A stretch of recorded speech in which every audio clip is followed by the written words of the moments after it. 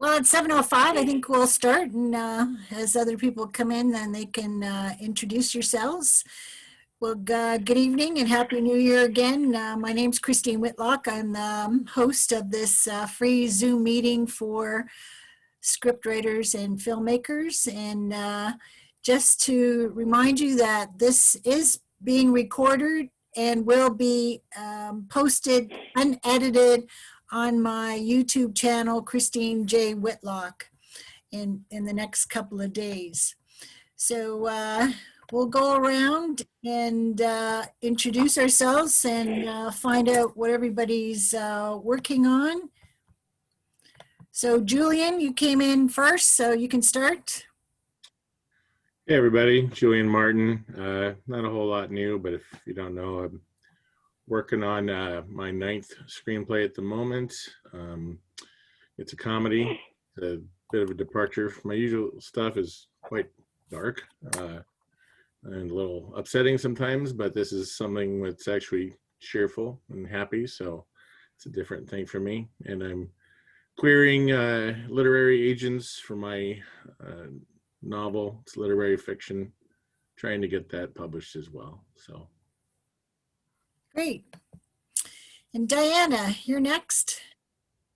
Tell us where you're from.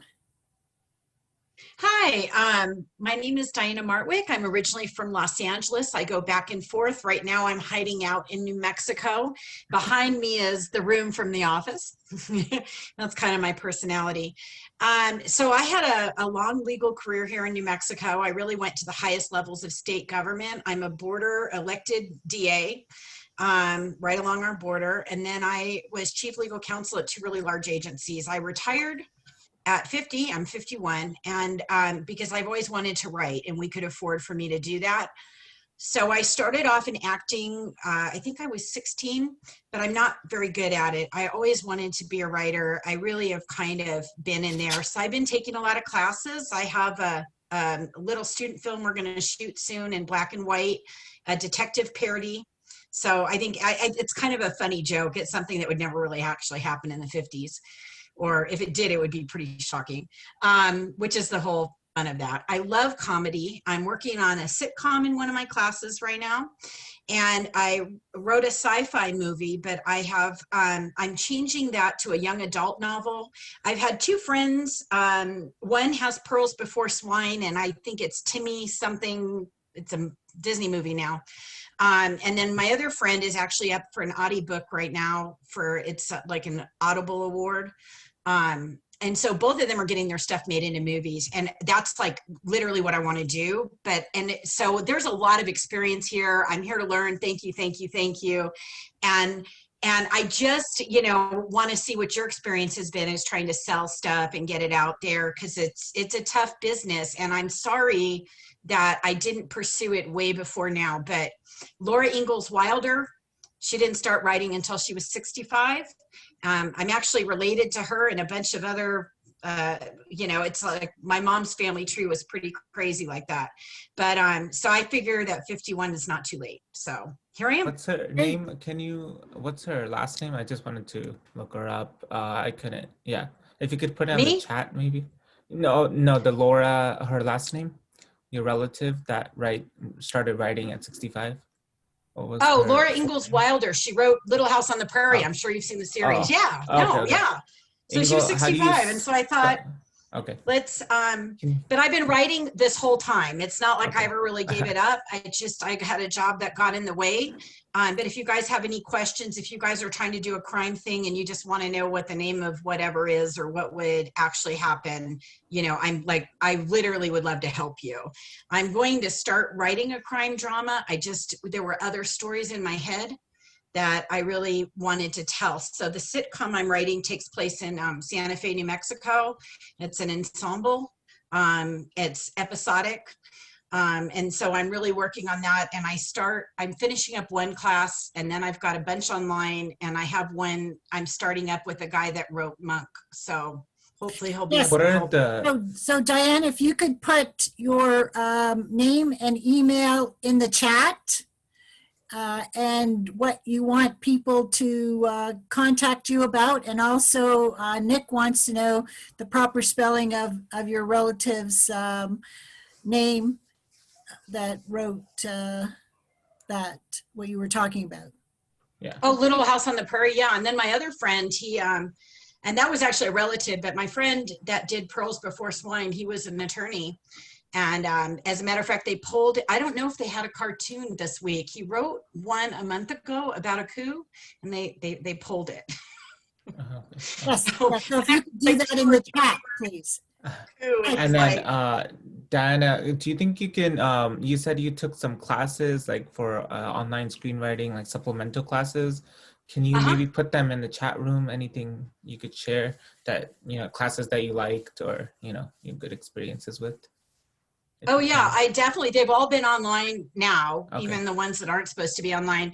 Okay. But yeah, and if you guys know of any, I really looked at going to the film academies, and my son's in college right now, so that's not in our budget yet. So I'm hopeful I can actually get, Sure. I love going to school, so, Good. Okay, yeah, if you could share that, I can review, I'm always looking to learn, so. Yeah, because I'm here to learn. Thank you. Send that chat text to everybody in the next couple of days. Okay, next is Alex. Tell us what you're working on. Hi, good evening from warm South Florida. So I have to rub it in. I used to live in New York forever, so I appreciate you guys being cold. Not my cup of tea anymore. So I want to give out a shout out to Steve.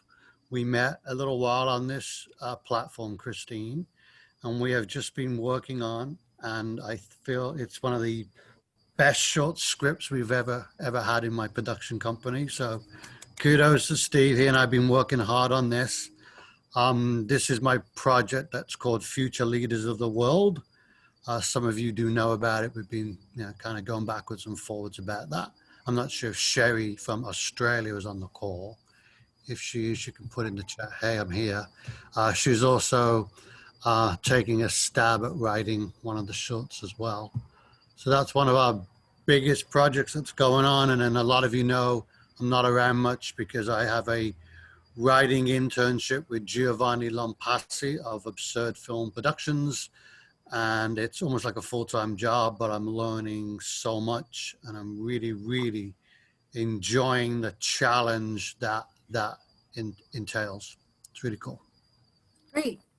So Steve, tell us about yourself. Yeah, so I'll introduce myself for the folks who I didn't meet last week. My name is Steve Grable. I'm a recent graduate from Sheridan College in the Bachelor of Film and TV program.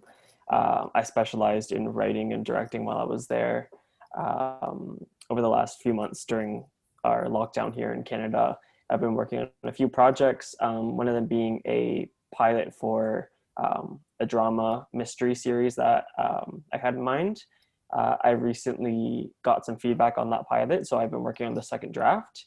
And I've also been working the last week or 2 weeks, I think it has been now, with Alex on that script that he mentioned. So it's been a busy couple of weeks. Great. Yeah. And Doug, have you found any short scripts or films for your project? You have to unmute yourself. Unmute yourself, Doug. We can't hear you. We can't hear you, Doug. Oh, nothing yet.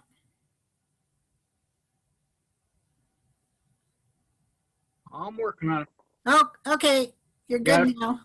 Okay, when you say found any short scripts? No, I meant films. You're looking for a short film. Yeah, I'm always on the market for short films, and I have found two very nice ones that I would like to include, in the showcase, but no contact with the filmmakers. They seem to be kind of shy. They evidently don't want their films seen by other people. Wow. And too bad you weren't around before, Diana, because I had a series that was greenlit from CBS called the Small Town DA. And it was, I wanted to do it up here in Corvallis, but we just didn't have a crew. I couldn't do it. had to let it go. And Doug's in Oregon. Yeah, I'm in Oregon. I Good. met Doug at I've been trying to reach out, you know, because we're all so isolated right now too. It's been awesome talking to other writers, and especially ones that are successful like Doug. Great. I would call me successful. I'm content. Okay, Vivian, you're from Australia. How's the weather there? It started to get quite hot, but it's very windy. So we hope it doesn't get much hotter. But normally it would get to more than 40 degrees Celsius in the month of February. But I'm actually from California. I moved here because most of my family is settled here. And right now I am working on a feature story that happened between California and Sydney. And I've already written an extensive outline. It's almost like a script, but I just condensed it into 5-6 pages so that I could send it out. And after I receive all the feedback, and I've taken a lot of time in the last couple of months to study all the film's tone, because I sent out the synopsis to several people, and one of the film teacher came back to me and say, you need to change the genre from drama to dramedy. So it's a whole new ball game. So I watch a lot of film around that genre to understand a little bit about the tone. So I rewrote based on that tone and, you know, change different events and everything. And now I would have another few hours or maybe at most a day to finish my outline, my short outline, before I send it out. And only when I'm really happy with the story that I will start writing the script. So that's where I'm at.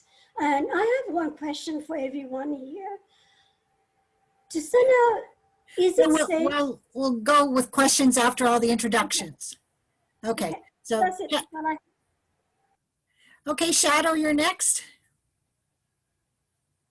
Okay, can you hear me? Yes.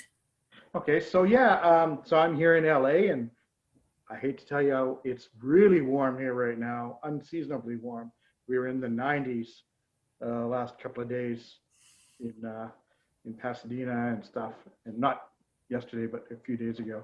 Very hot at night, so it's starting to cool off again for some reason. Apart from that, yeah, as far as writing, I'm in the middle of developing a new story that's a period piece in the 1st century AD Rome, but not in Rome, in the province of Moesia and Dacia, which the Emperor Trajan had settled, or had finally settled after about 150 years of war. Then I'm also revising the Eartha Kitt scripts. Don't know how much revision it's going to be, because I always feel like I'm going to do a lot of revisions, and then I go back to it and read it, and I'm like, I like it the way it is. So I end up not doing many revisions to it. And that seems to be the general consensus of people that are looking at it. And then I'm also revising this episode 2 and 3 for Sin 13. We're premiering for paid downloads February 2nd on Facet TV with Sin 13 episode 1, and with a couple of other shows that have been producing stuff for us. So that's getting prepped. That's a lot of work, a lot of promotion work. And this time next week, I have a seminar, well, an open forum actually, for independent filmmaking and distributors and streamers. the first in a series of discussions about our challenges, specific challenges, and things that don't really work out the way they're supposed to work out, because we really don't have the same interests as mainstream film, which everybody assumes we do, but we don't. And so there's a lot of stuff in the offing. There you go. Great. So Nick, you're up next. Okay, yeah. So I'm from SF Bay Area, California. I'm a native here. I was born and raised here. I am currently in like my full-time career is in marketing data analytics at a high-tech company. I'm an MBA graduate, and you know yeah, I've always been passionate about film. It wasn't until I mean, I've been involved in some sort of film. Since I was an undergrad, but it wasn't until like last year where I really found my focus and niche in film, which was screenwriting.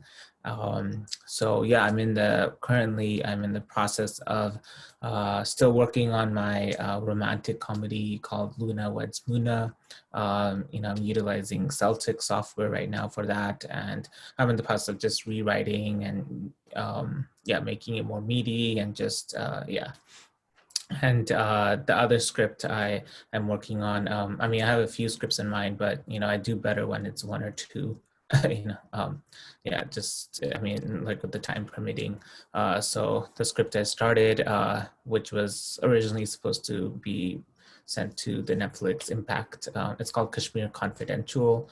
I wasn't able to send it in, but I'm still working on it.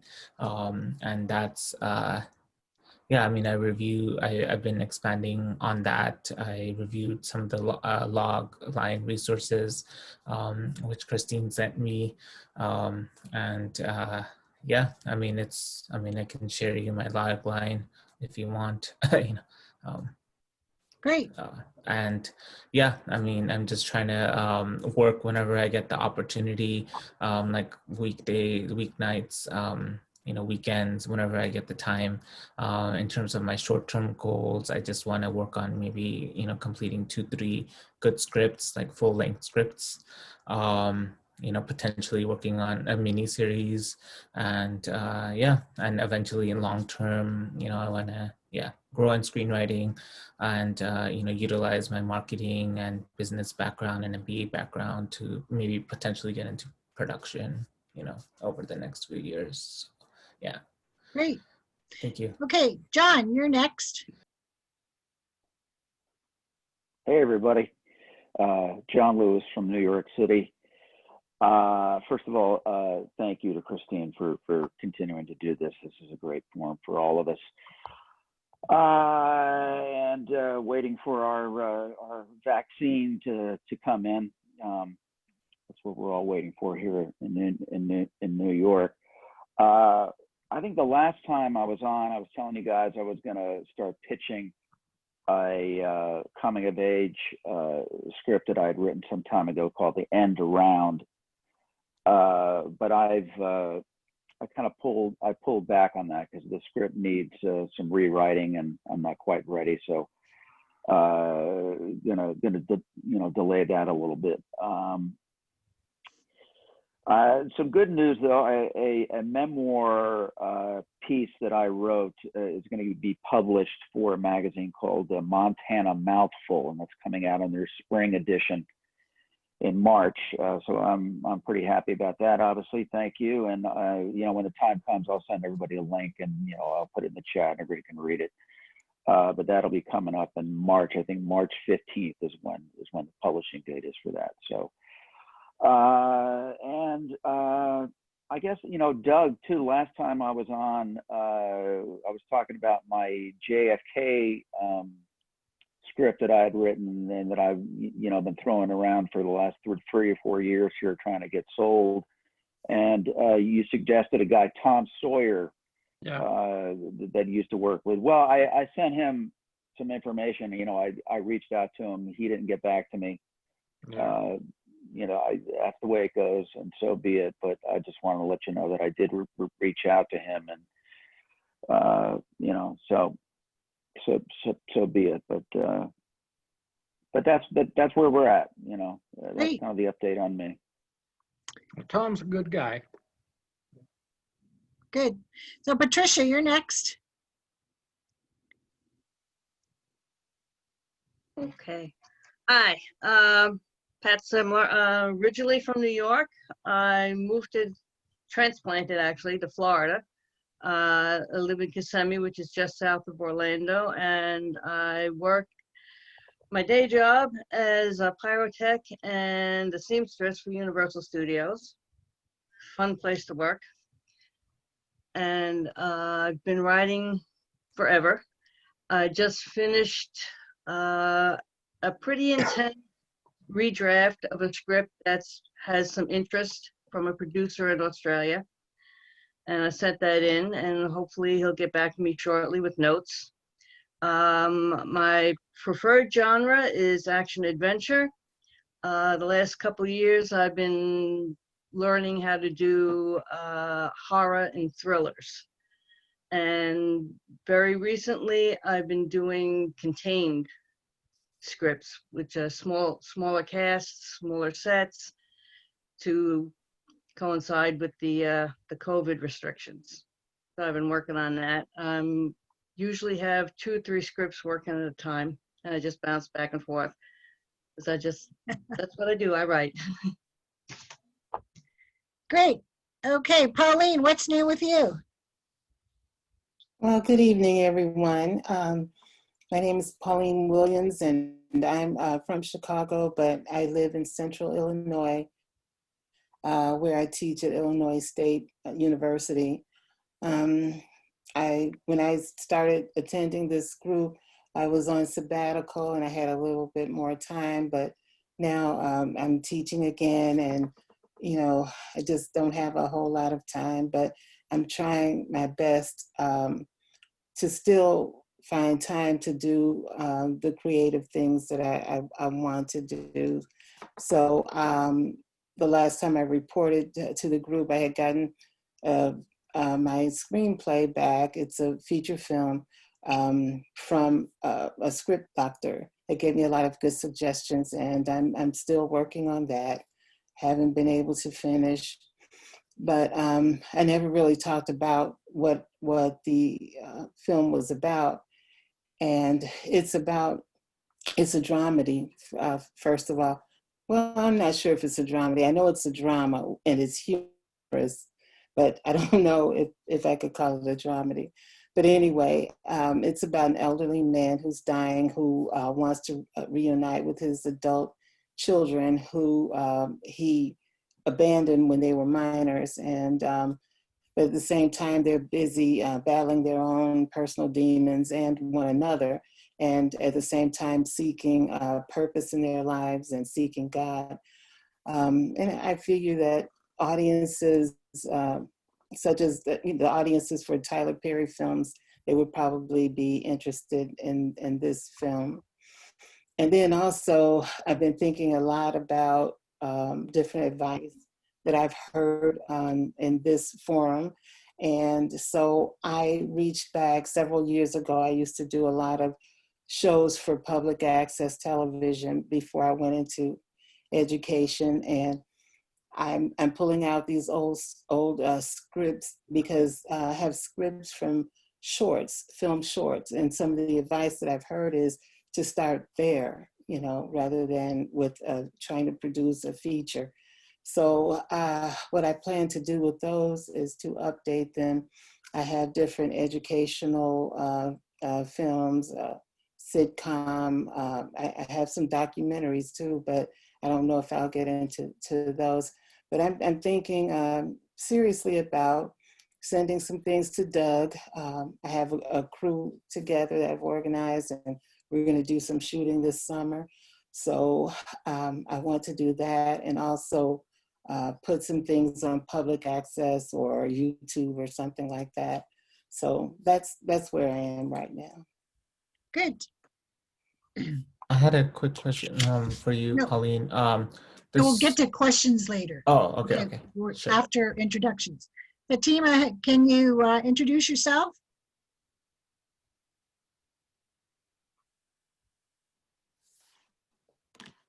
I guess she's still in limbo. Oh, here she comes. Yes, hi. My name is Fatima. I'm from New York. I'm so glad to be here. And what's the status of your script that you're working on? I'm still working on the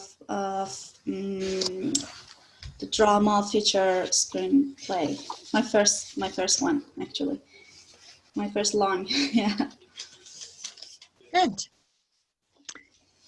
Okay, and myself, I'm here in Hamilton, Ontario, Canada, and I sent my spec Hallmark mystery TV pilot to Script Doctor, and he came back and said he's behind in his work because of the holidays, so hopefully I'll hear back from him next week.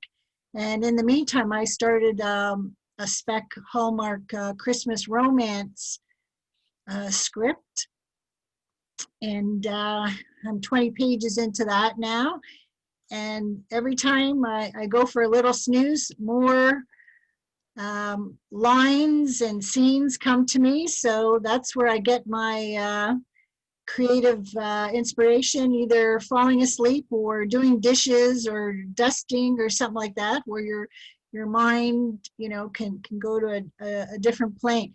Okay, so Vivian, you had a question you said for everybody?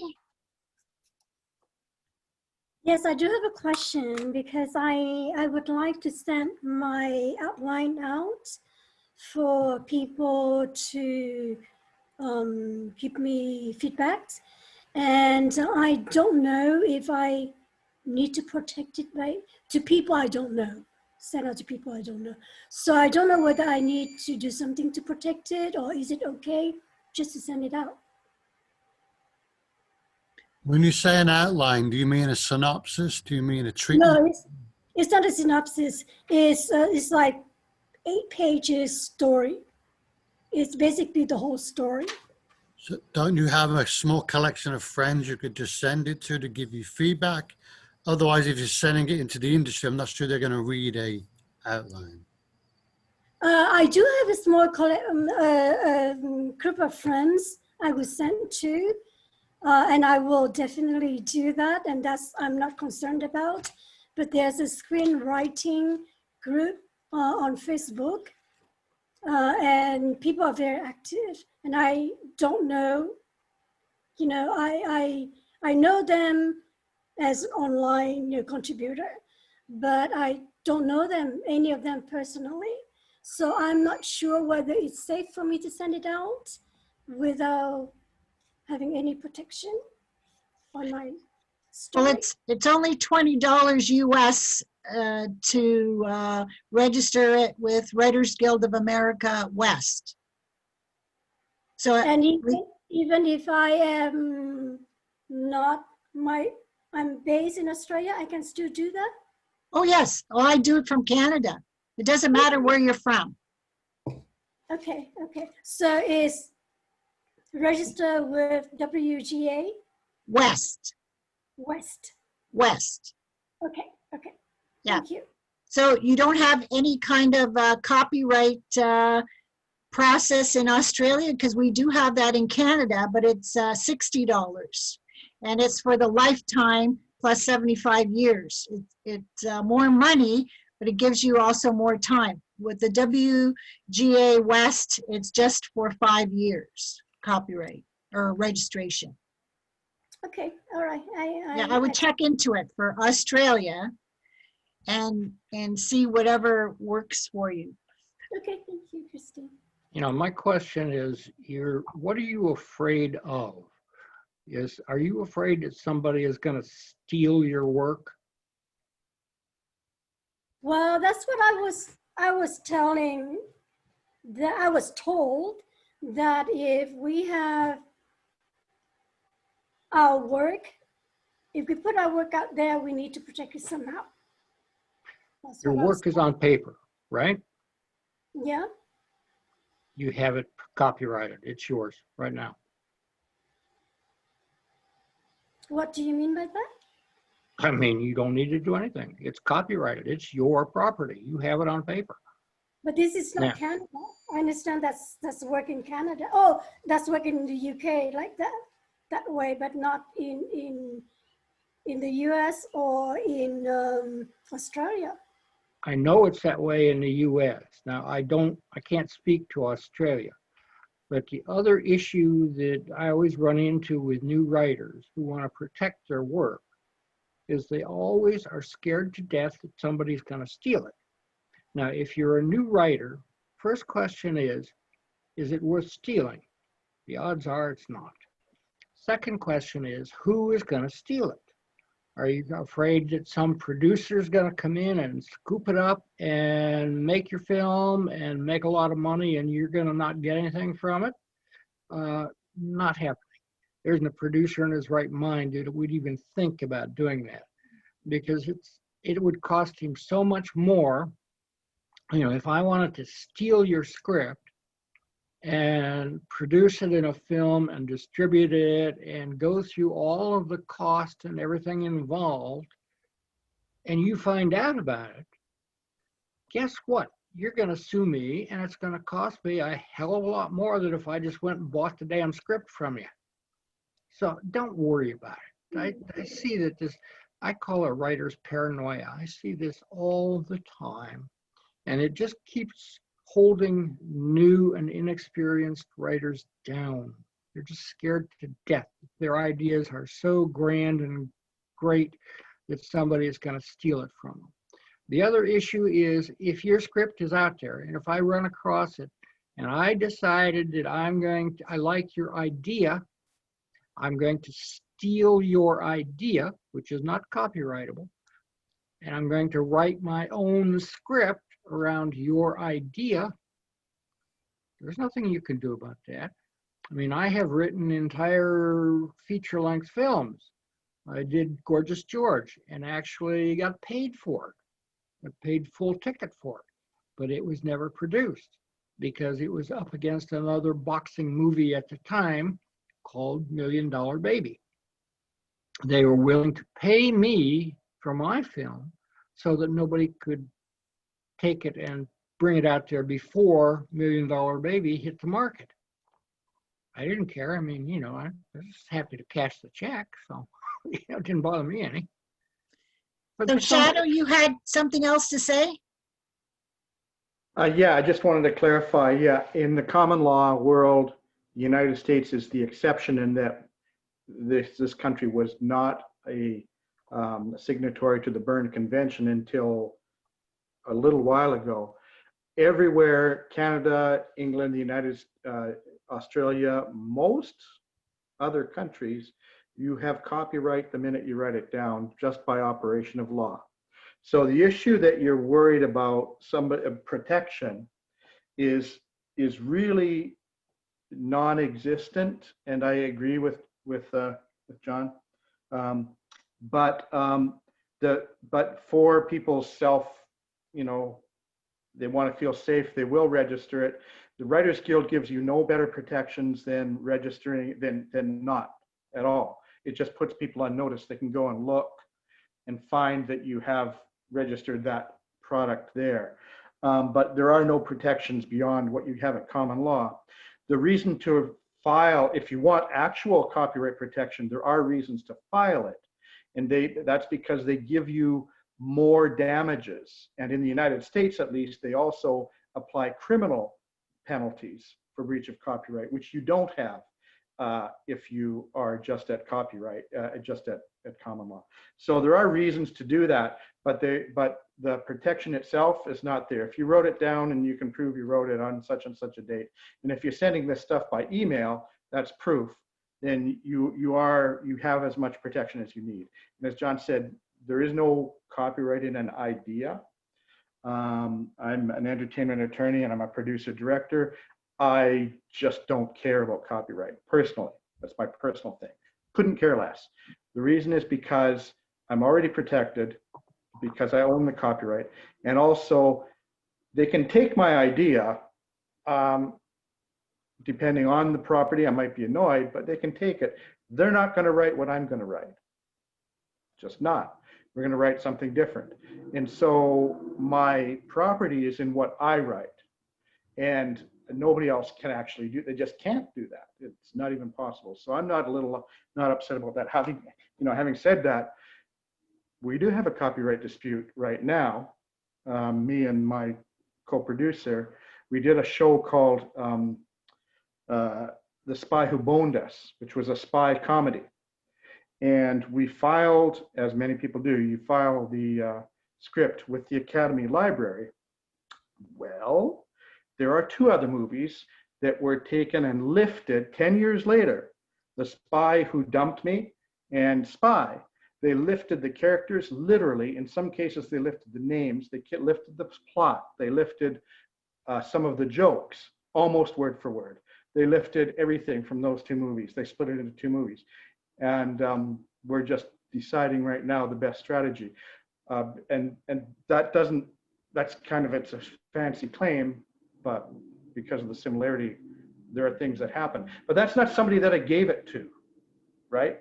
That's somebody who saw the movie and then who went to the Academy Library and took it out and revised it. And they thought that if they put a different name in it, it would be different. So, but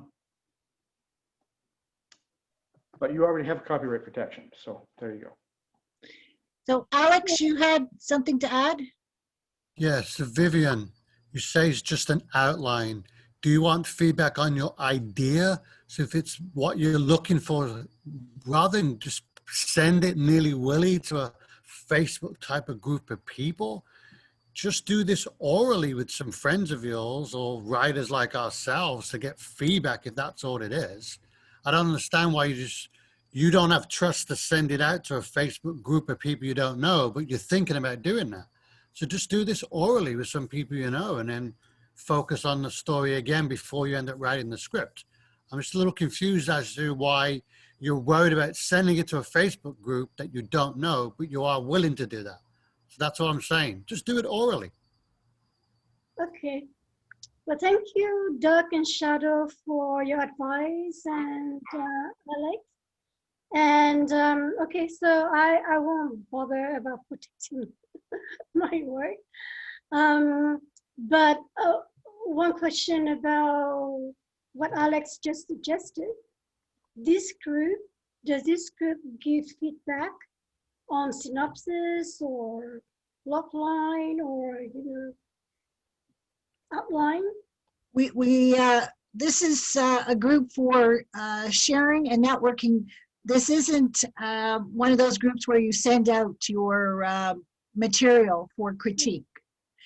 But if you want to put your email in the chat and say that you've got this story that you'd like feedback on, and for anyone to contact you if they'd like to read it and give you feedback, you can do that.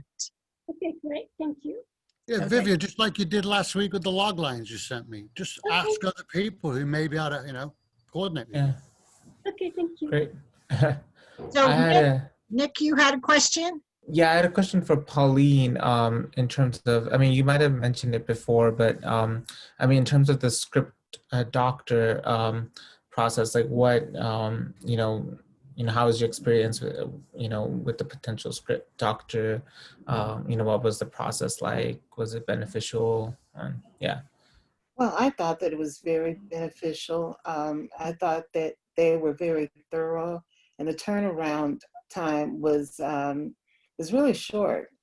So it was a very positive experience. And, I got the impression that they're young and they've been working with a professor and, they're just getting started in business. I didn't think that they even charged a lot, and I paid more because I thought they deserved it. They were very thorough. Okay, and where did you find them again? I found it I found them on Facebook, and I did my own research about them, and I looked at different reviews about them before I just trusted them with my work, and I haven't regretted it. It was really great feedback. Okay, So you have to have an existing script, and then Right. they give you feedback. Okay. Do you know what Facebook group that was that you used? You know, I can look up their information Okay. and put it in the chat. Okay. All right. Thank you. Yeah, I don't remember what Facebook group, because I signed up with so many, and I can't keep up with them. But I will put their information there. I'm gonna look for that right now. Okay. Thank you. You're welcome. So like I said, Nick, I've been using this Script Doctor for my scripts. This will be 1, 2, 3, 4, 5, 6, 7, 8, 9, 10, the 10th script that I've sent to him, and he's given me great feedback, and he has a rating system that a lot of script consultants give, and he gives you a percentage, and then you can put in your query, which we're going to be talking about next after I get to Steve's question, the script query to a producer that you can put down that you got script coverage on your script and you got a recommended, and if you got a high rating, you would put that in. Steve, what was your question? Kind of a question, kind of just something I wanted to mention in light of you guys mentioning getting script feedback. Something that I actually found was this website called Coverfly. Have any of you ever heard of it? Yeah, okay. Yeah, so I used that for my most recent script feedback. And for anyone who is interested, it is free. You can submit one of your scripts for feedback, like peer review. And the feedback that I got was pretty good, and you do get a rating, not like the ratings that you would usually get from script doctors, but they do give you a rating on all the things that are important, like plot, characters, dialogue, that sort of thing. So if you're looking for something free, that was something that I used that I thought was pretty decent. And if you, for the newer people, if you want to let me know if you have not received, because I did about a month or so ago, I did a talk about all the things that your script has to go through before you send it out to producers. If you don't have that document, let me know, because I can send it to you. And after your first draft, there should be from 5 to 20 edits of your own before you send it to this kind of coverage or anybody else for coverage. You have to do your own editing before you get anybody else to look at it. Julian, you had your hand up? Yeah, I was going to add to Steve's comments about Coverfly. There's a couple other benefits to using Coverfly as well. They have it really well integrated into applying for contests. If you want to enter into contests, it's very streamlined, and you just choose which one of your scripts you want to go in there. And then they also track how well you do. So like my script, Death's Brother, my horror script, has been a semi-finalist in Screencraft's horror contest and made the top 20% in Nickel fellowship there. And they give you scores. They give you points. So they have kind of a point system, like the better you do in contests and stuff. And then you raise your score, and then they have a red list that you can get to if you get enough points, which, they claim will generate interest and all. So it's pretty nice to use Coverfly for if you're feeling like you're ready to enter some contests and stuff. It's good. It's good. And where is this on Coverfly? Is there like a section? Is there like a specific link, or do you just go to the homepage and navigate? Or let's see here. Let me take a look real quick. I log in. Let's see here. So any other questions before we get into the query? Yeah, one more question in terms of the script doctor. How much is usually like the average payment? That how much is usually the budget around for that? I pay 150 Canadian. 150. Okay. Nikki, are you serious about going into this and doing this commercially for a living? This is a big part of your educational process. And if you want to spend the money on your education, a script doctor like Trottier or someone like that in that caliber is going to cost you $400 or $500. And there are others out there that may run well over 1,000. So it just depends on what level you want to go to. It's like when you're talking about all of these contests and these festivals, you're talking about entering. Every time you enter one of those festivals, it costs you what, 25, 50 bucks, something like that. How many of them are worth the 25 or 50 bucks that you're spending? The nickel is the top of the line, G Nickel Festival. And there are probably 4 or 5 others that are worth entering. But the rest of them really are not. I mean, they're just black holes that you're trying to fill with money. Yeah. Understand? Okay, Julian, you had your hand up again? Yeah, Nick, from the homepage in Coverfly in the upper right corner, there's a tab that says competitions. And if you click on it right down, I can see right here, and they have a nice little list like Los Angeles International Screenplay Awards, and then enter now. And it just goes down, and you can just click on that button and begin to register. They have Page and Screencraft Fellowship open, and and Doug's certainly right. A lot of these are black holes, but you try to shoot for some of the, like Page, I think, Screencraft. I don't know. I have a couple good placements in Screencraft, and then a guy the other day said, "Oh, Screencrafts, they're a bunch of ripoffs." But I don't know. But at the same time, he said that after he said that my placements interested him and made him look at my site and some of my samples, and that was the guy that ended up pointing out that I had too much passive language going on in my script. But I just think like that's my thing on Twitter. I got like nickel and Screencraft placements here. You can call it 20% of placement, but it says that okay, maybe he's not completely diluted. Maybe he has some potential. Like it might get someone to turn their eye maybe a little bit, and if you can get somebody to read your script, just because you placed, you never know. But look, if you look up, there's top 10 lists of like the most reputable contests as far as like winning and getting to meet with an agent and stuff like that.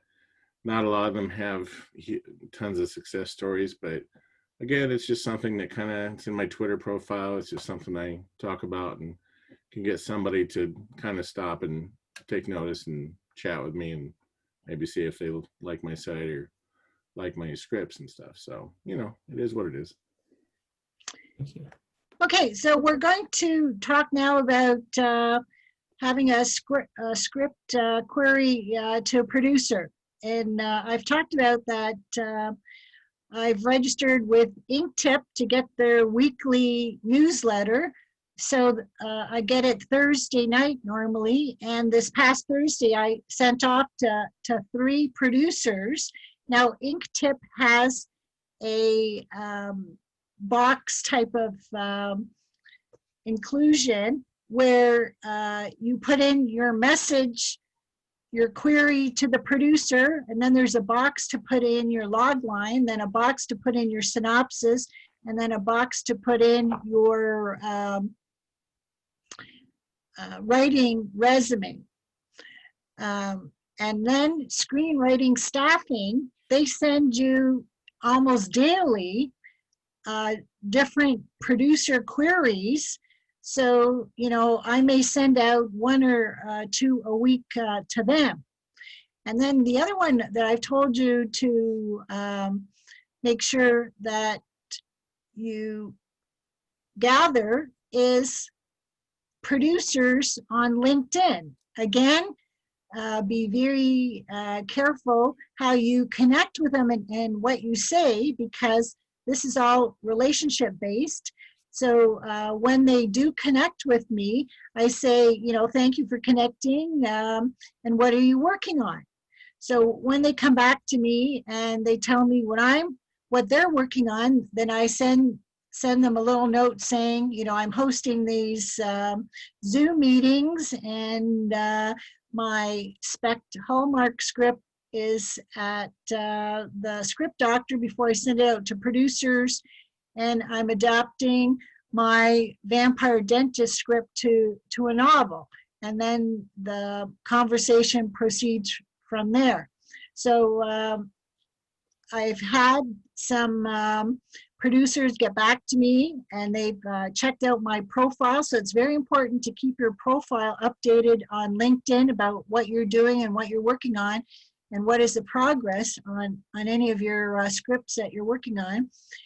And then they say, okay, well, have you got any scripts or short scripts on, just say, thrillers, which this letter that you're going to be getting in the document, and a link through Google of all kinds of other people who say what to put in your query letter. So of course, it's very important that you have a name of the person for your query. So if I put here, hello, Mr. Producer, as per our linked messaging, so you're telling them where you found them. Attached is information about my completed original thriller suspense feature script Relative Contact. And then I give them the log line and tell them that it's a recommended script by my story analyst and advisor. Then I say, the script is based on my experiences as a police reporter and cable TV producer and a few family secrets. So tell why you are the person that wrote that script, or how relevant it has been in your background or whatever to write it. And especially these days, a lot of producers don't want it specific to any one location unless they say we want to film in New York or Boston or whatever. So I put in, this script can be filmed in any small town, rural area.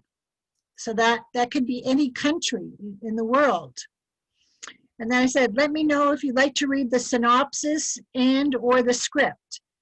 And I think this is very important to also add, I welcome notes and rewrites, because that tells them that you're not strangling your script, that you will release it and are open to other suggestions.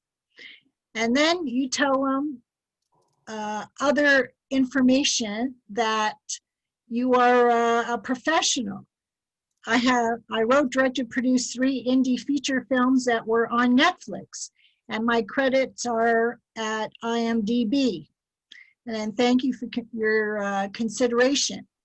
Now, I've read 4 different websites that I found through that Google link that's on this document, and they all say the same things, that, you know, let the person know where you found them. Like if you're doing cold calls off of IMDb, that you're contacting a producer because they've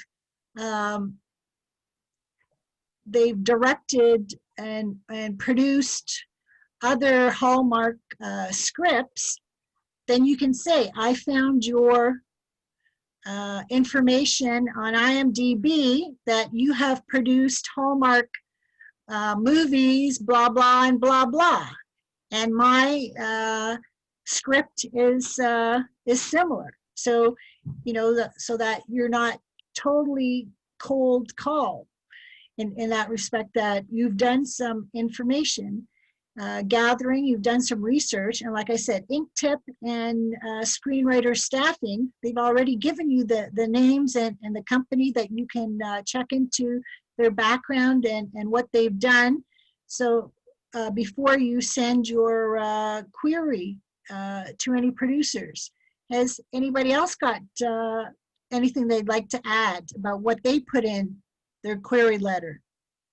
These are email queries, of course.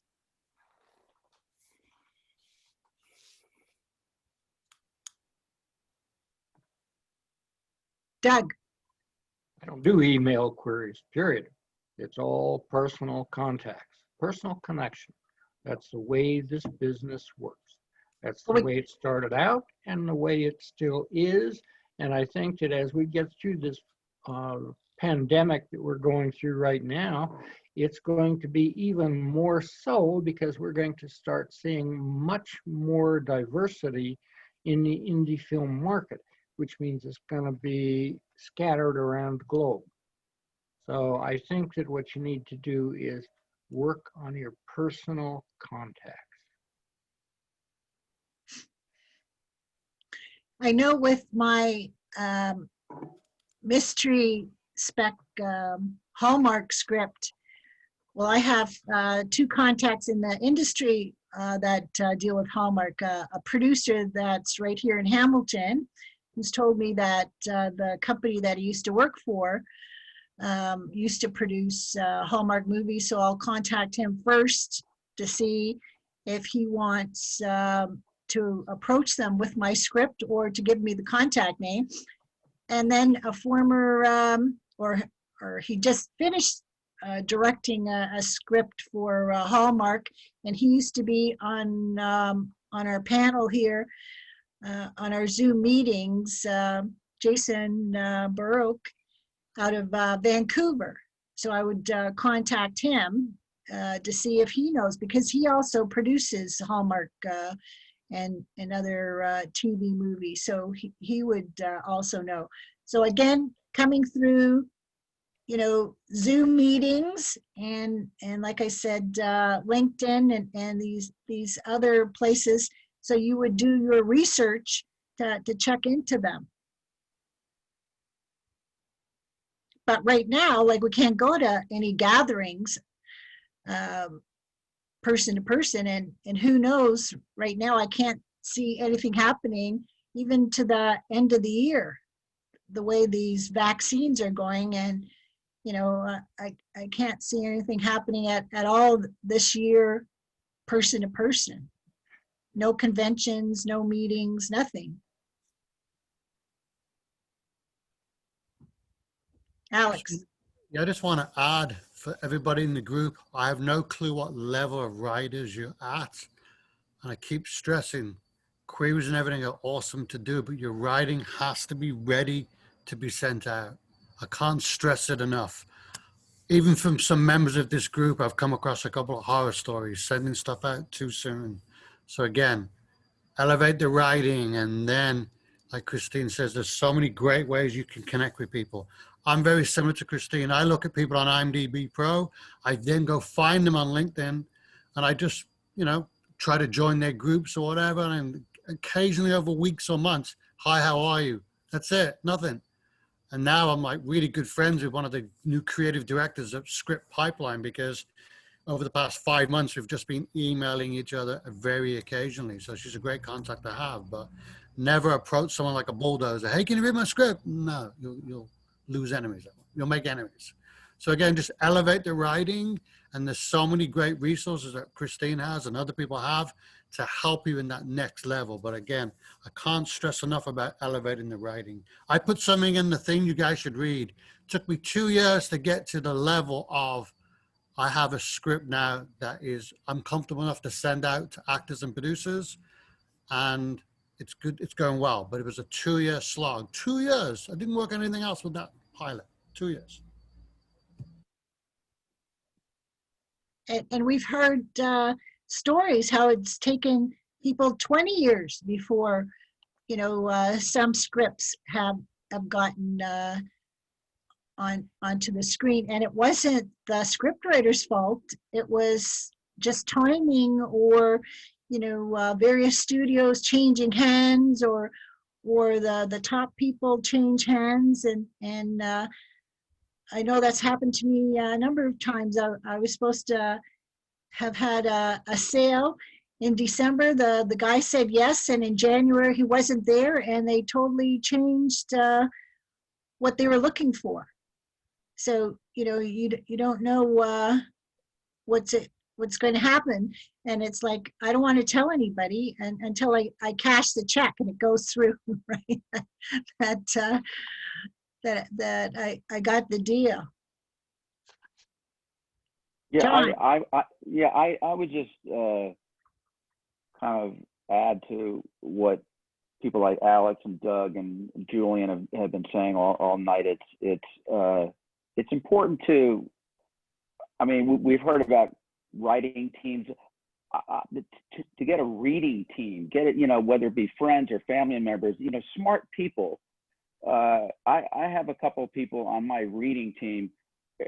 They're not writers. They can barely write their name on a piece of paper, but they're really smart people who know storytelling. And I always get the most honest, best feedback when I send my scripts to them, because I get nervous when I send scripts to a friend of mine named Martin. Because I just know that his feedback is going to be spot on, and it's going to be brutal, and it's going to be honest, and it's safe. Again, I'm not sending to a producer. I'm not sending to some agent. It's a name I can trust. It's a person I can trust, and I know I'm getting substantial feedback that's going to help me be a better writer. So I would just urge everyone who's not doing that, get a team of people. Again, whether it be friends, family member, it doesn't matter. Smart people that know storytelling, that know good dialogue. Again, they don't have to be writers. Most people in my reading team aren't writers. They're actors. They're other friends of mine. But again, I know I'm getting, quality feedback. And if I can get by them, I know I'm onto something. If I can please them, if I can get a good positive from them, going, oh, I like this section, or you're really onto something. Or the other side, they're like going, I'm lost. I have no idea what you're talking about or what you're writing about. And then I know I have a lot of rewrites to do. But I'd urge people, get a reading team, and of eyes that you trust. So years ago, I used to send my scripts. You could, I can't remember how many pages you could give them, the first 20 pages or whatever, to this meetup group in Toronto. And they have actors come in who wanted to read. And then you could hear, because you're sitting right there, and hearing how these actors are reading your script. So there are places on Facebook that have reading groups. And like I said, Meetup. I think Meetup is now gone Zoom, so you could check in your area. Also, find out if there's any actor groups or theater companies, because they can't do anything now. And if you could post it to their website that you want actors to read your script, because if you're on Zoom now, you've got up to 45 minutes free before you start paying. Like I pay, I think it's $22 Canadian a month to have this meeting on, because it goes on for 2 hours, but you can do it for 45 minutes free yourself. So if you could do at least 20 pages. Alex. I'm sorry, I'm laughing at Julian's comment. He's so sarcastic. I love it. I'm connected to a group of actors, and most of them are professionals, like Christine says. They're dead, they're bored, they got nothing to do, and they've been getting table reads.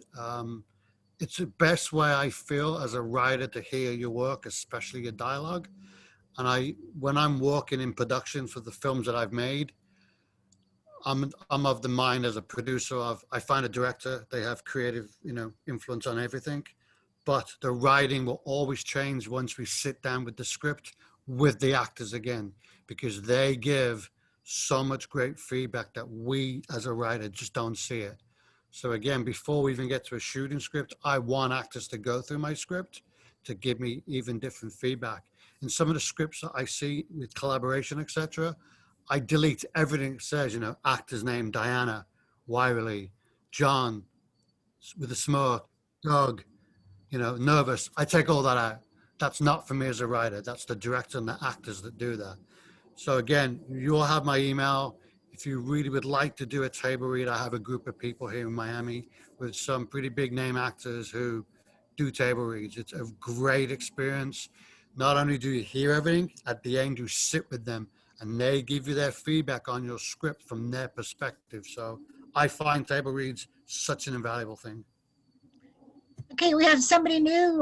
Jim, if you want to introduce yourself, tell us where you're from and what you're working on.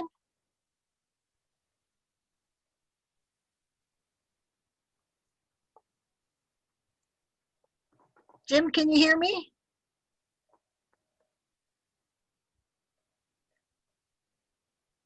Hello, Jim. I guess he's having some technical difficulty. Yeah. Okay. Hey, Shadow, well- you had your hand up. Shadow? Yes, I did. Yeah, I just wanted to say two things.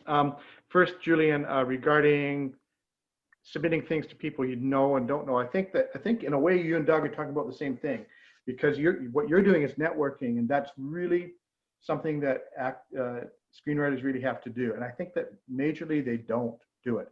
Networking with people who can buy your work.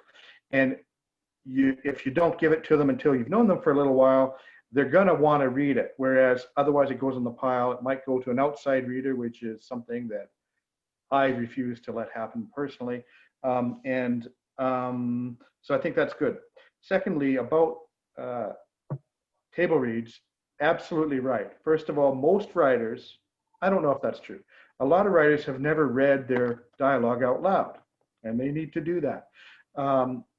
But it's interesting to me, Julian, that you said you take out a lot of those directions before it goes to the table read, because as a director, that's what I do completely. I take out any possible, I go to an extreme. I take out any possible hint that an actor may have, not any possible hint, but anything that sounds like a direction to performance.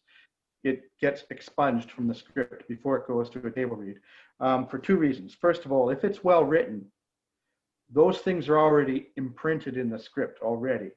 If there's a story arc in there, and if there's certain things, they actually are. You don't have to write them out. And sometimes they're not even technically reflected in dialogue. They just happen in a good script. And the other thing is, an actor, first of all, there's lots of reasons to do it. Dialogue is good. They're gonna stumble over words. They're going to reveal awkward phrases. They're gonna get confused suddenly because something didn't get covered off. So you're going to see all sorts of stuff in development that is important. And also they're going to bring something when you take those things out. A good actor, it's their job to create the character. It's not the scriptwriter's job. At first instance, it is. And as a director, it's not I don't see it as my prerogative just to change character. It's written there for a reason. However, the actors have a way of bringing things to a character that nobody thought of, that are important, and they create the character. And when you, as a writer, see those things, I think it does really, really change what you write and the way you want to write, and what you're going to think of as you're writing, because now you're thinking of different things than you thought of before. And at the same time, I'm just going to add this, that, no, I won't add that. I'm just talking too much. That's good. Okay. So Jim, can you hear us now? Can you introduce yourself? I have a trouble in the beginning. I lost time. Okay. Yeah. My name is Jim.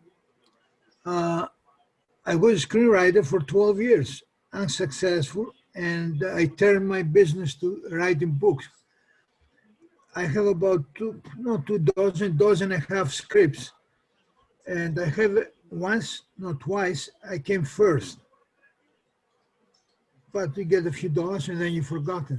So I gave up. I felt disappointed in this business to just write. And because the competition is big. If you are not there in the States, you get in touch. Oh, I'm Greek.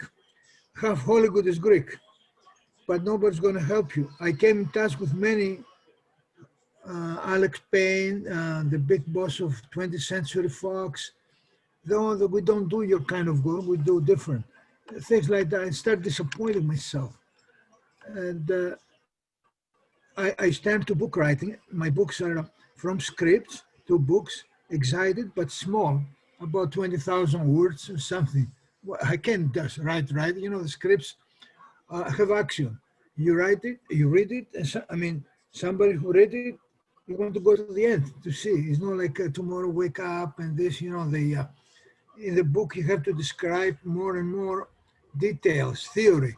But in the script, you go exactly to the business, what it is.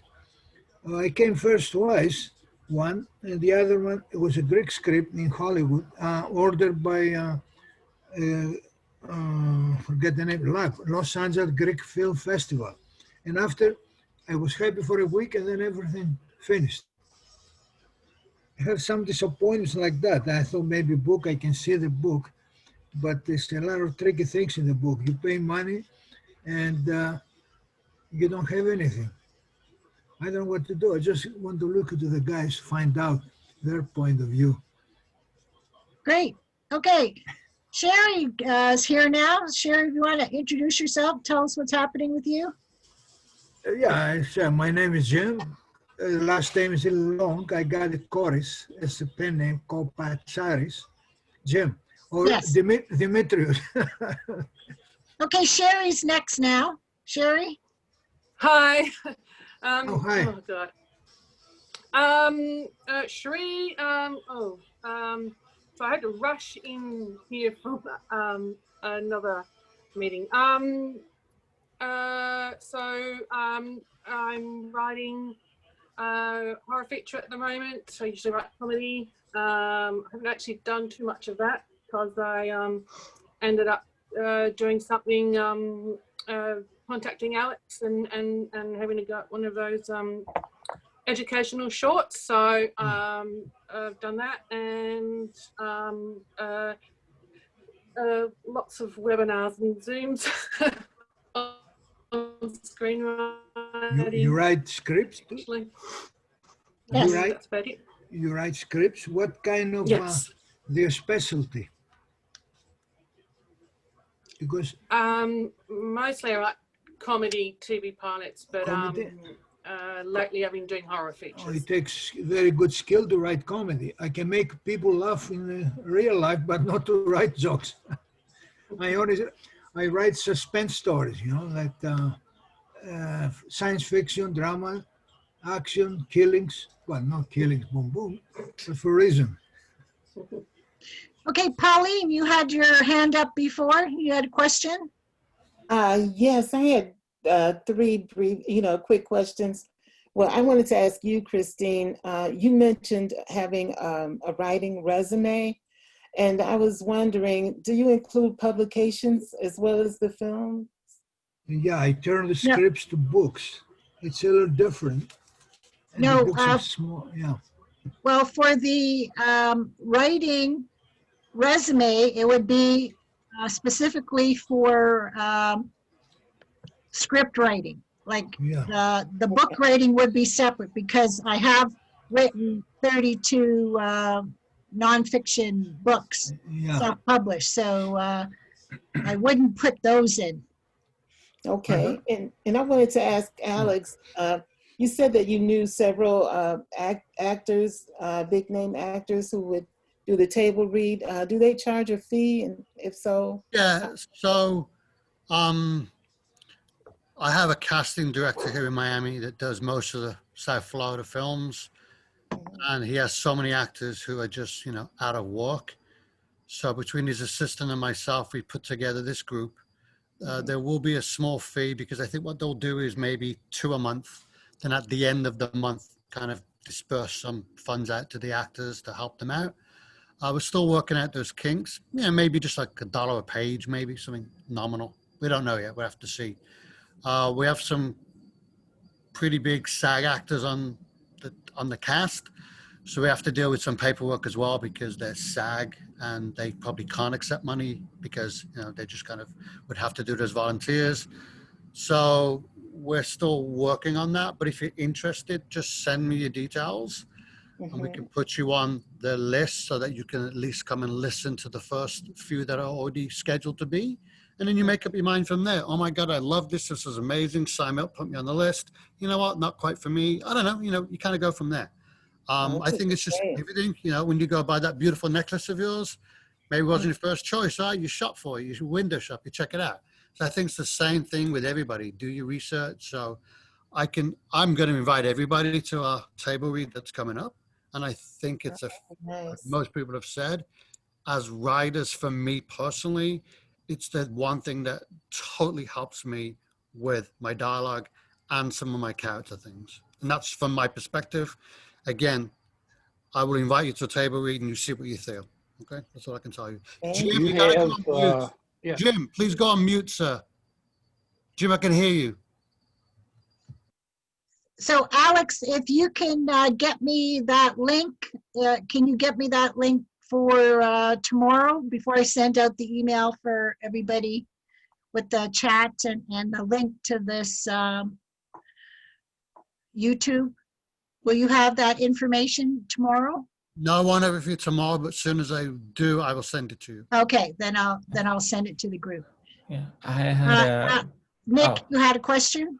Yeah, I had actually two small questions. I mean, what really helped me in terms of I created a new email address, and because my old one had general, I had like my insurance, my everything, so I just created one new email address and just dedicated to screenwriting, and I think that's been helping. But is there any I mean the email name, should it be like Nick Sharma screenwriting at gmail.com? Do you recommend that, or it could just be my name? Do they look into that, like if you are contacting a producer, or it doesn't really matter? I wouldn't make it, of course, offensive or too long. Yeah. Like, since my emails are related to my website and to my business, I have the info at CJ, but I also have like movies at. So you could put your initials or Nick Sharma scriptwriter at gmail.com if that's what you're exclusively using that one for your script writing. Okay. Yeah, because, that's what I was saying. Yeah, Nick Sharma. Yeah, because you can have a number of emails, through Right, Gmail, yeah. and I know I can have like 10 through my website. Okay. For different things. Okay, great. I'm gonna create a new one, and I'll email you my new one, so you could put the evites on there. And the second thing I had was in terms of your LinkedIn, you said to make it to build more, update it and make it more meaty. But I mean, let's say I have an existing career I'm in, which is different from screenwriting. I'm in marketing analytics. Do I create a new LinkedIn profile for just screenwriting, or do I add it? Or, I mean, what do you recommend for people who have, another career? I don't know how many profiles that LinkedIn allows you to have, because I only have the one profile. I know in Facebook you can have different profiles, but I don't know about LinkedIn. Does anybody know about LinkedIn profiles? How many you can have? So, you have to check into that. Okay. But is it okay? Like, let's say you are in a different career, like Shadow, I believe. I mean, you're in entertainment law, and you also do writing and production. Like, what is your recommendation on that? Well, I don't. I only have one Facebook profile, so Okay. I just have a long resume. Okay. I think the question is what you're marketing yourself as, right? I don't market myself as a lawyer. I do entertainment law in the course of my own productions. I don't hire out counsel, but I don't hire out as an entertainment attorney. So I don't market myself for that. And then the rest is all part and parcel of being a writer, a producer, director. So I also don't hire out. I don't market myself as a script writer. I do scripts on commission, and I do script doctor stuff on any production I'm on, usually, if that's required. It sometimes is, sometimes not. And I will, sometimes I'll rewrite a script in the production if all else fails, which it has once in a while that happens. But so, I market myself as a producer, line producer, supervising producer. So, so that's different. But if you're doing one, I don't know about LinkedIn. My understanding is you're only supposed to have one profile. I might be wrong, but how are they going to know, right? My understanding with LinkedIn, if you have more than one profile, they're going to send stormtroopers to your house and arrest you. Yeah. Okay. Yeah. So as a matter of marketing, it might be good to do that and split those two things, Yeah. Okay. All right. Because like I had two businesses a couple of years ago, so I had separate profiles of both of these businesses. But now I don't have a business. I just have my own under my own personal name. So I only need the one profile. But if you've registered yourself as a business separate than your own personal one, then that would be different. Did you have anything else to add? You were going to say something, Doug? No, it goes back along several questions back. One of them, I remember somebody was talking about the time of getting into a producer and getting it done. And I'm just wondering how many of you have any idea how long it takes from getting a green light on your script to putting your story up on the screen. It can be 3 to 5 years and sometimes longer. So, if you're in a hurry, you wait a lot. But in those 3 to 5 years, you should be working on a lot more scripts. Oh, of course. Yes. Of course. And I know a question came through on Facebook. Someone asked, how long does a professional work on a script? Well, I took this webinar for writing holiday movies, and the woman was able to produce a script every 3 months, like from start to finish, that was accepted by the production company. Yeah, so it only takes, a couple of weeks to, probably 20, 30 years. That's all.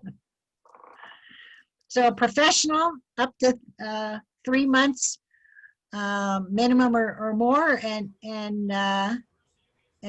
some of us, I know my first feature script, I wrote it in 1988, and I'm still marketing it. Keep revising it all the time, so it can be ongoing. The job of a scriptwriter, like in TV, you have to produce pretty fast on a series. So, when you're paying your rent only by that, and that's your job, and you're going to get fired unless you produce, there's a big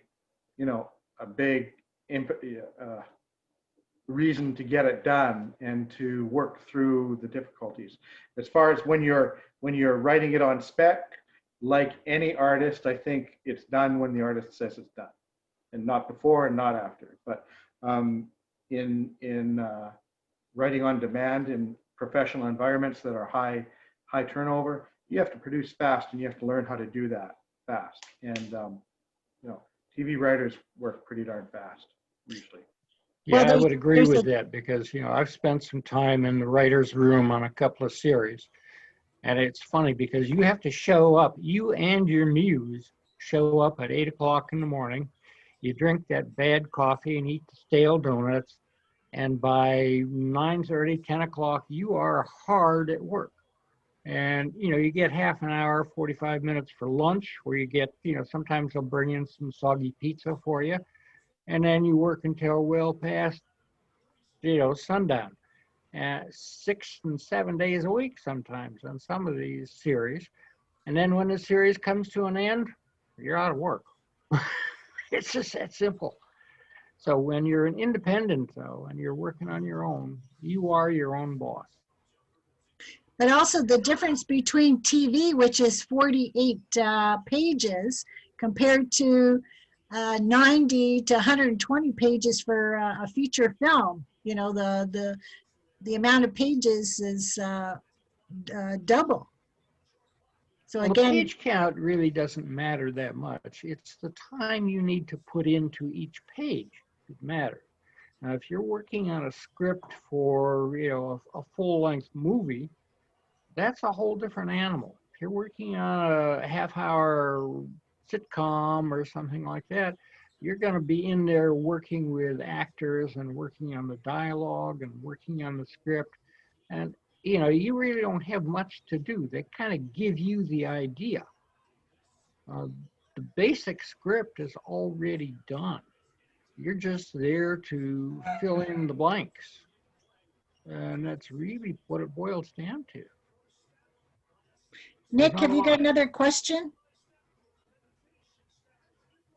No. Got your hand up. Oh yeah, sorry. Yeah, I don't have it. There's not a lot of creativity to working in the writer's room. There's a lot of hard work and sweat and tears and stuff like that.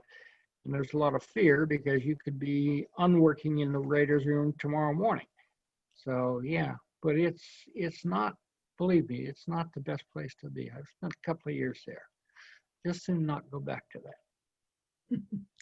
Vivian. Yes, I have a question. Some of my screenwriters friends told me that we need to have, as writer, we need to have several scripts ready before we send our first script to competition or for query letters. What can anyone advise me on that? Not really directly, but I would say, you probably have to get a couple of scripts under your belt before you really start flashing them around. So, I've heard people say, oh, you need 3 of them, but maybe you do, maybe you don't. I don't know. But it's one of those things, if you go to a pitch session and somebody is going to ask you if you got anything else, you better have something else.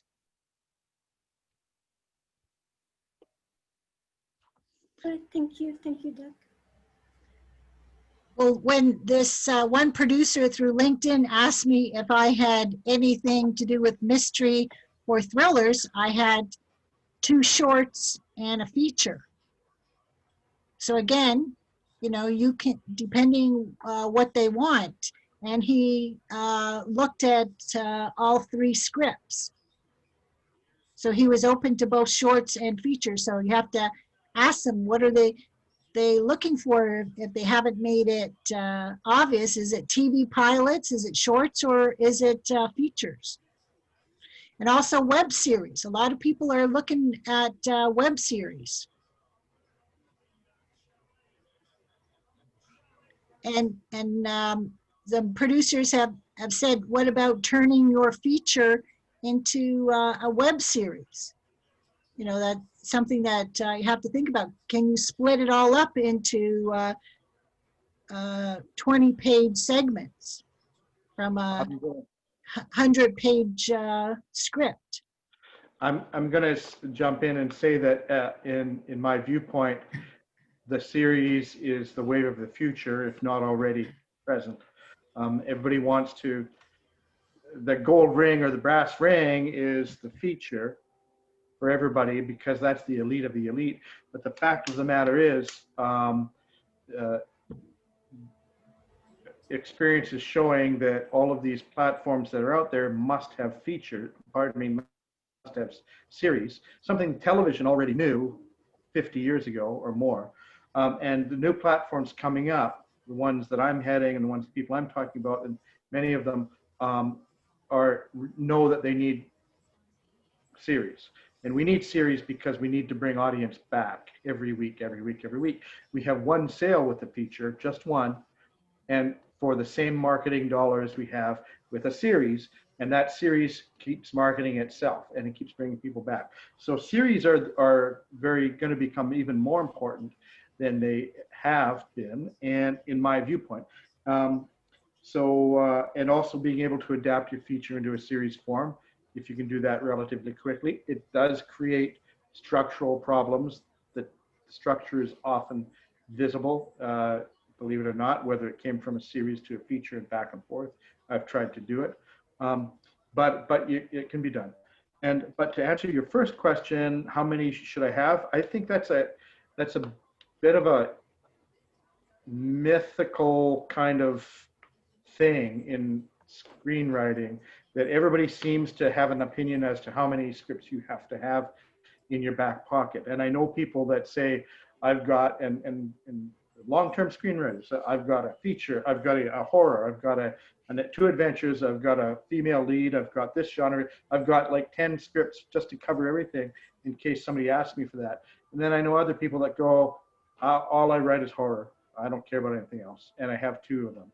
And, so really that's kind of where do you want to go with what you want to write? Because it's a little bit worrying about something that you have no control over, And if a producer says, well, what else have you got? You'd say, well, what are you looking for? Put it back on them. It's a matter of sales at that point because they're asking you what else you have because they liked what they saw. So put that back on them and then think fast, I had a director who gave me good advice. When you're going in to pitch something as a director-writer, he said this is going to blow people away. Don't even write it. Just don't. Write your log line, pitch it. If they like it, say, I'll have it to you as soon as I can, but my father died and I've got to be off for 2 weeks. And give yourself 2 weeks and bear down and write that script because he wants it then. And don't waste your time, But that was his idea, He wasn't a writer. He was selling a project. And that's another aspect to how you do it. However many you want, as many as you want. How many should you have? As many as you want. There you go, in my opinion. Thank you. Steve. Kind of backing off of Vivian's question, something that's been mentioned to me a few times in school and outside of school is the importance of having a spec script of something, let's say like a show that's already existing. Do you guys have any opinions on that? Yeah, your spec script is your calling card. That's all it is. And it doesn't matter if you write it about a show that's already existing, you're going to take your idea and put it into that storyline, or whether you just write your own. But your spec script is what you're using to sell your skills. You're coming to me with a spec script. I'm looking at the first 5 pages. By page number 2, I can tell right off the bat if 1, you know what the hell you're doing. And by page 3 or 4, I can tell you if you've got a story that's worth following. And it's that simple. The spec script just opens the door for you. And the odds are of your selling a spec script are slim to none, maybe even less than that. And, I always suggest to people, write shorts. And the reason that I say that is a short film, a really good short script, is the hardest form to work in. It's also fairly easy to produce, which gives you a reel. So, and if you're bound and determined to write feature-length films that you know that there's no market for, And it's just your calling card. Why bother? Why not just sit down and write a really top-notch short? Because if somebody likes it, they can produce it, and it's not going to cost them a lot. Many pages? How many pages is a short, like a good short script? Depends on the market and the producer. Yeah, but basically, let's put it this way. Let's go back and talk about live action Oscar shorts. The Phone Call, the Curfew, the Neighbor's Window, stuff like that. Those scripts tend to fluster around 18 to 20 pages. Now, there's no rules or regulations about that. When you're doing a film that you're going to use as a reel to produce and put in, festivals and that kind of stuff, the magic spot is somewhere around 10 to 12 minutes. And so you're talking about something that is basically 10 pages. And if you really are good, I've seen a lot of these festivals and a lot of these, groups that say, they'll give you a limit. They'll say, write me a short film, write me a short script, do it in 7 pages, which seems like it's really tight, and it is. It's hard to do, but it can be done, and I've seen it done. I've done it myself, and I've seen it done, and it is hard. Let me tell you, it is hard. But that's where you learn about screenwriting. That's where you learn the real craft and the art and the trade. You learn all of the fine nuances and all the little stuff that go into it. Any good competitions that, maybe you might have mentioned it before, any good competitions for short films like that you think are worthwhile? I don't know. I don't mess with the competition, so, I can't answer your question. I'm sure there are some good ones out there. I think that Blue Cat and Page and stuff like that are probably pretty good. I know I have won at Sundance and Moondance and stuff like that, on shorts and stuff like that. And what's interesting to me is that a few years back, I wrote a short script. It was 9 pages. It won the short script competition at Sundance. I turned it into another local film festival, never even made the cut. So, that tells you something about what you're up against. So Nick, you had your hand up. You still have a question? Yeah, so I think earlier you talked about the queries, like best practices for queries. Will you be, I really like the, some of the resources you send, the documents. Do you have like best practices document or any? You'll be getting a document with my query example and then a Google link to other people's comments about what should be in a query to producers. Okay. Great. Yeah, looking forward to it. Okay, thank you. Yeah, so you'll get that in the next couple of days.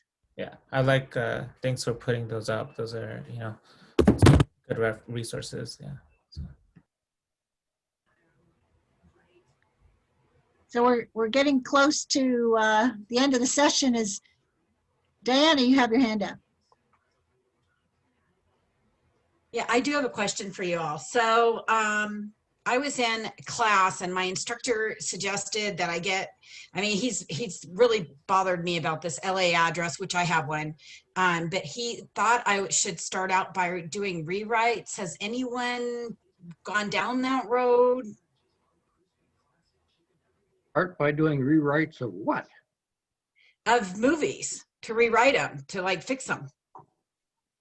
A produced movie? Or I think maybe like a series. That's kind of what he said. He said, I think you'll be doing a lot of rewrites. And I can go back and ask him. I think he's also got a series in production. I don't know if that, I didn't want to ask. I probably should have. Has anyone ever started out with rewrites as a career and then that has gotten them into anything? Or my first script, sold in, I think, 1972, was for an MTM series called, what was it, Rhoda. And I remember that. Yeah, it didn't do me a damn bit of good. But you know, in those days, I got $2,000, and I thought that was great in 1972 or so, whatever it was. And you know, why would I go back and keep on doing that? I mean, it was just an introduction. It got me on a set. It got me on a couple of sets. It got me to meet people. And that's where you make your connections. It's not through internet and the email and all that kind of stuff. You make your connections on the set in person. All right. And so just get out there. That's what he keeps telling me to do. Yeah. All right. And, you know, if you're in LA, you can probably, you know, I'm not sure what's happening with all this COVID stuff, but you can probably pick up a slot as a PA on a set someplace where all you need to do is be there, be friendly, be helpful, and meet people. And, you know, that's the way I met Hitchcock. Yeah, it was just being on a set, and he was there. And, you know, what these things lead to, you know, it depends upon you and how you deal with it. You know, I've met an awful lot of A-listers from the old days just doing that kind of stuff. I worked with John Wayne on a couple of things. Wow. You know, and these are things that if you're just a PA on a set, you know, and as John Wayne said, I'm just his favorite, what do you call it? Not a gopher, he said his favorite, I don't remember. But, you know, he liked me so much, he let me handle his scotch. You know. Is a PA the one that runs around and gets everybody's coffee and stuff like that? Is that okay? Yeah, I did that because I used to work at Universal. So yeah, I don't have that on my resume because it was informal, but because they had shut down, basically there was a strike. Okay, so there was nobody on the set, and we had some stuff still in production. So I got stuck basically being the go-between, and so maybe I could put that on my resume, but it wasn't my official job title. I'm gonna have to. Well, none of us that ever did that kind of stuff ever wound up with credit. I don't have any credit on the original True Grit movie, but I worked on it. That's an awesome film. Wow. I mean, you know, that's what I'm saying. It's all personal connections. You don't worry, you know, when you're young and starry-eyed and, you know, you're hungry, you don't worry about all that stuff. You just want to, you know, you want to be able to go to the cast parties. You want to go to the Jerome Bar and Grill, you know, and stuff like that. Meet all the cast members and stuff. You know, you're not interested in credits. I mean, I was a ski bum. I didn't really much care about credits in film. But, you know, you make friends in this industry. Okay, I think we'll go around because we're in our last 10 minutes. Go around and tell us what you're going to be doing the next 2 weeks. So Diana, what are you going to be doing the next 2 weeks on your writing goals? I'm working on my sitcom, and I have some other stuff I put on the back burner for that. So that's my main goal.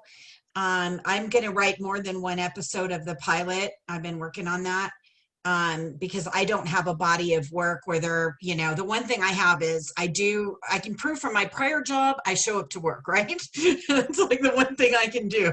But the rest of it is I think I need a better body, and I'm rewriting some of my other stuff. But right now, sitcom. Okay. Steve, what about you? The next couple of weeks, I'll be continuing to work with Alex on that script that we've been working on, as well as working on my next draft of my pilot script. Great. Vivian? Yeah, I will finish my outline and send it to people. And then I will start writing some small scene that I know that won't change. Good. Okay, Pat? Got it. I'm halfway through my contained thriller that I put aside to work on that other script. I'll be going back to that, see if I can finish that off, and then I'll have to look through my short scripts and see what I got. Good. Julian? Yeah, I have made a little bit of progress. I have cracked Act 3 of my comedy.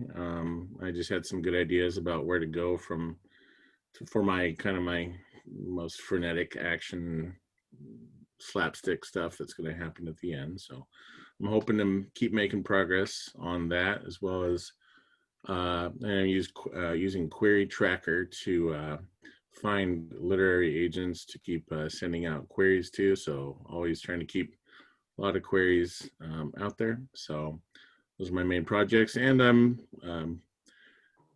just messaged Alex about doing a short for him too. So I think I'll take a look and have a stab at that. Good luck to everybody. Good. And Nick? You Yeah, got two so scripts to work on? yeah, two scripts. I mean, I'll review Coverfly, like, any upcoming competitions or anything that sounds interesting to me.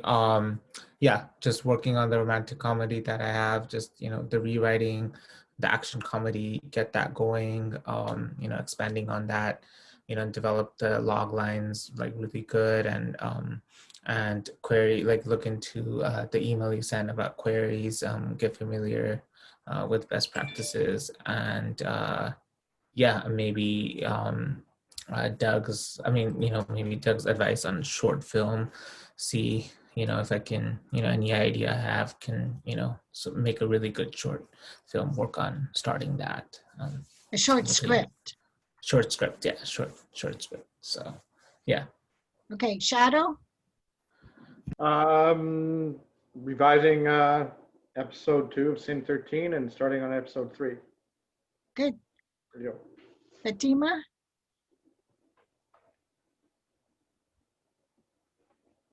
I will keep writing and keep watching and keep reading. Yes, Pauline? I will keep working on my screenplay, and I will get the other scripts that I've found that I had worked on previously many, many years ago. I'm going to get those typed up, and so that, I can go back and revise them.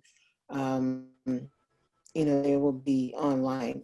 I'm sorry, not online, but in a digital format for me to go back in and work on those. Good. Sherry? Hi. Well, I got, last time I did this, I was going to just do my Christmas horror feature, but I got distracted doing some other things.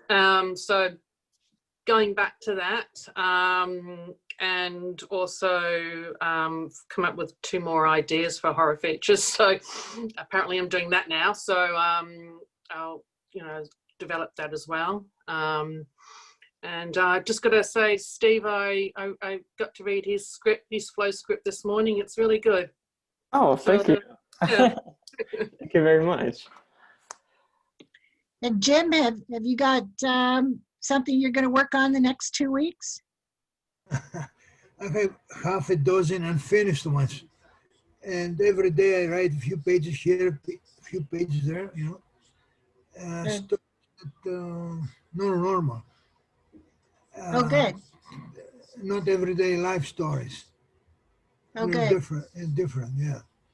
Well, after this meeting, I will be more enthusiastic to spend some time to finish the other ones. Good, good. Doug, you? I'm going to finish remodeling, repainting the studio downstairs. But when I get around to writing again, I've got another short that I want to really nail down.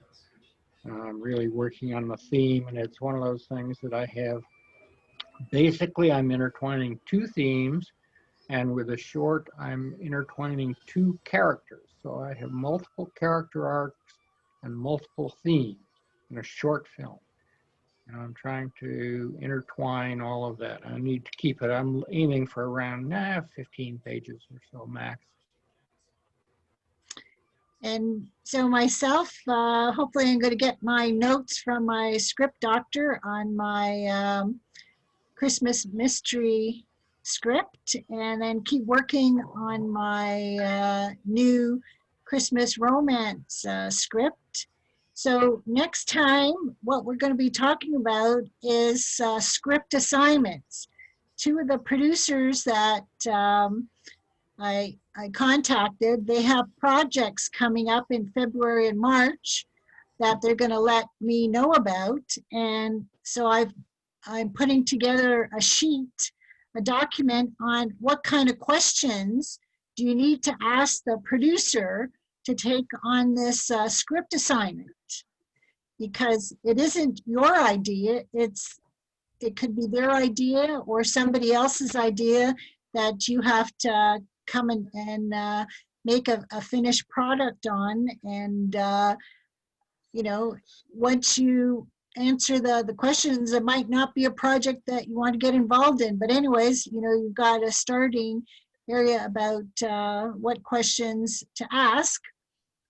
So everybody work on their goals. Christine, Yes? just quickly, I just saw on Twitter someone, a production company was looking for family Christmas movies. And there's an email, I've got a,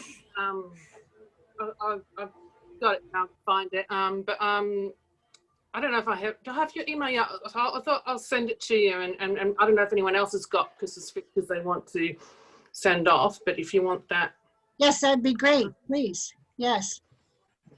So our next session is in 2 weeks, right? So it's Monday, February the 1st. Monday. Oh, so, okay, great. So that's exactly 2 weeks today, 7 o'clock, 7 to 9. Sure. And so in the next couple of days, I'll be sending you that document. And there's a few of you who've told me that you don't have that document about what you should have done to your script before you send it out to a producer. I had done that about a month ago. So I'll send that off. I think there's 3 of you who don't have it, and I'll also send it to Jim because he's also new. And so have a great 2 weeks working on your various projects. But one of the things that I'll tell you, if you want to send your script off to a producer, if you put $100 bill between each page, that helps a lot. And I'm going to do this. I'll tell you what, I'm going to do this with Diana. She said she wants to learn this. You connect with me on Stage 32 and we'll swap emails and stuff.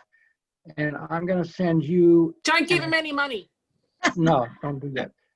I'm going to send you an assignment. I want you to write me a short script. 10 pages. I'm going to give you the hardcore project. 10 pages. 1 character protagonist. You can have multiple characters. Simple locations. Contemporary. And I'll give you a theme. How about overcoming grief? Okay. Or getting beyond the past. Okay. So if anybody wants script assignments, contact Doug for a short script. Yeah. Okay, Yeah, so I really enjoy this, and I enjoyed meeting you guys all tonight, and thank you so much for accepting me as a newbie. I'm looking forward to getting good. Good. And I'm going to put you through the ringer. Oh, that's fine. I can take criticism. I've told that to all my teachers. I'm like, I can take it. I've been in court, and literally every bad thing that can happen to somebody in court live has happened to me. So yeah, can't get any worse than that. Anyway, okay, everybody, have a good I'm out of wine. Bye, guys. Time to go. Bye. Take care.